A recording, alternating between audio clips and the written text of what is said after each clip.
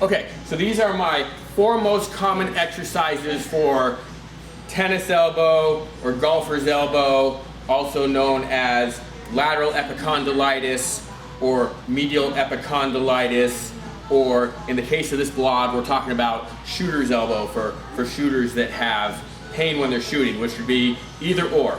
But it doesn't really matter, I do largely the same exercises for each of them. So what I start off with is a dumbbell curl to kind of warm up the joint, okay? And I'll do 3 sets of 15 reps. I'll do it with an easy weight, a medium weight, and then a harder weight. And if you can do 15 reps with good form on the 3rd set, then the next time I move up. But I want to see the twisting down here. I want to be able to have what's called supination coming up at the top.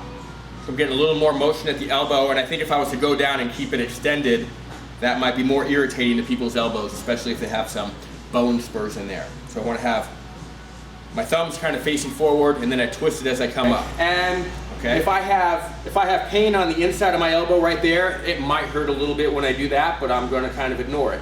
Then for triceps, I use, in the clinic I often use my tricep kickback machine, but if you're trying to do it at home, I would use dumbbells, and I would lay on the floor or lay on some kind of bench.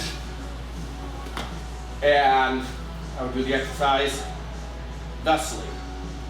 And it's typical for people to do like a tricep extension when they're laying down with their palms up, which is not incorrect. But doing it with the palms up manner is going to be working more forearm flexors as a stabilizer, which I'm already hitting when I'm doing the curls. But if I do them with my palms in like this as I'm coming down, it's going to be working my wrist extensors, which is what I want to hit if I have the tennis elbow or the pain here. So I'm like that. I turn my palms in that way as far as is comfortable. It's not quite 90. And come down to where I almost hit my head and extend it up. And I would do that for 3 sets of 15 reps. Okay, and then, so those are kind of my warm-ups and my overall strengthening, but they are also hitting the forearms with those methods. And then I go into my wrist curls, which is hitting the muscles right here and would be strengthening that tendon right there.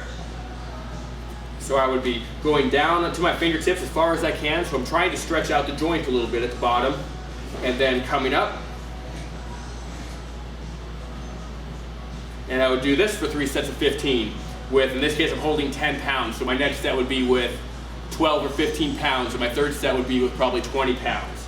I know how much weight my bad arm should do by kind of how much my good arm might be able to do. And I'm trying to make both of them stronger. So I like to train both sides. Ideally, I'm trying to get the bad arm stronger than the good arm was before I started working out on it. And then I know it's still pretty healthy and strong.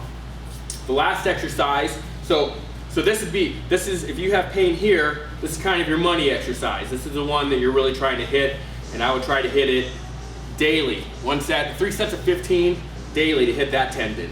If my pain is here, for the lateral epicondylitis right there, the exercise that's really hitting that is this one. I like to tend to go up on my toes so I don't hunch my back as much. And I go, and if I do this, I kind of want to hunch my back more too. So I let people get away with having their arms straight like that and doing that motion there. And this I would do for 3 sets of 15. If you have one dumbbell, you can do one side and then do the other side, or you can do them both the same. I do like to work both. I want to get both of them strong, and you can kind of know at least what normal should be by looking at the good side. Alternate ways to do it. So this is how I've done it for years, and this is probably how most people will have to do it at home.